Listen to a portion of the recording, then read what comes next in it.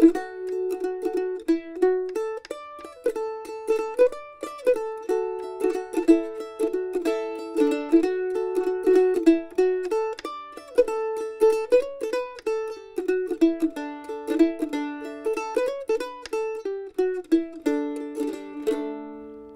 February 15th, 1865, a newly ordained priest, Alois Ploot, arrived in Stillwater to form a new Catholic parish. The city already had one of Minnesota's oldest parishes, St. Michael's, established in 1852.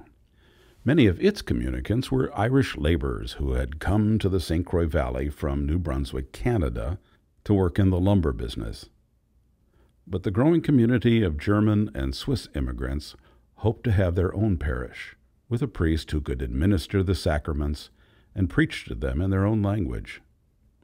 Finally, Bishop Thomas Grace chose Ploot, a young Austrian, to go to Stillwater, and on a cold winter morning in 1865, the 18 families gathered to hear Mass. Soon they moved into what was described as a pitifully inadequate structure, a church building that had been used by the Presbyterians, located at 3rd and Chestnut Streets. Then, in 1871, brewery owner Joseph Wolfe donated funds to acquire property at 5th and Pine in the growing South Hill neighborhood.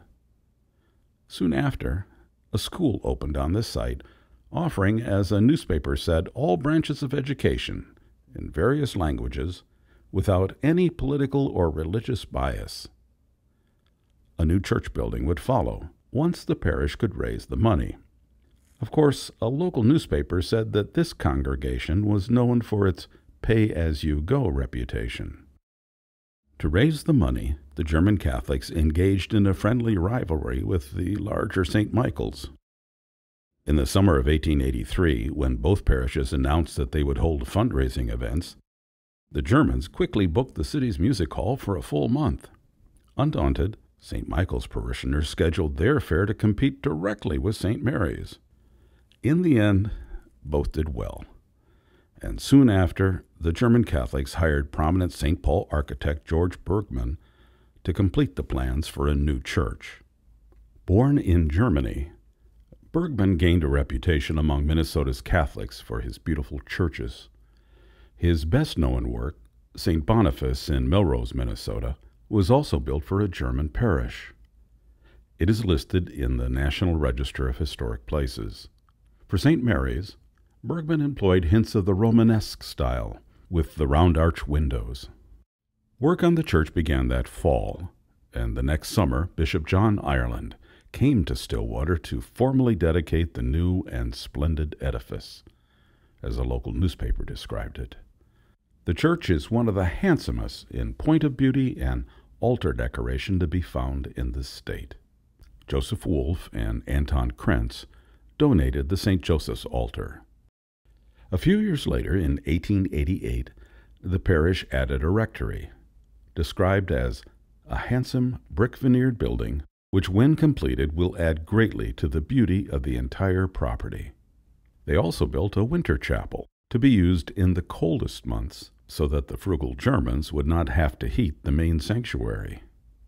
The school was expanded in 1904 and has undergone several changes, but if you walk around behind the building, you can see the outline of the old structure. Although the chapel is no longer standing, and German language sermons ended in 1922, the parish continues to have a presence in the community through its church and its school. The bells of St. Mary's are also a part of community life.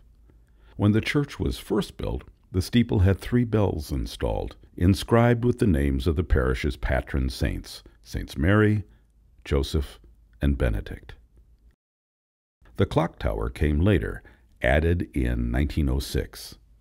A local newspaper reported, "The clock can be seen for quite a distance in every direction, and is a great convenience to all of the people in this city." In recent years, the clock and the bells have been renovated, and today they still ring out over the neighborhood.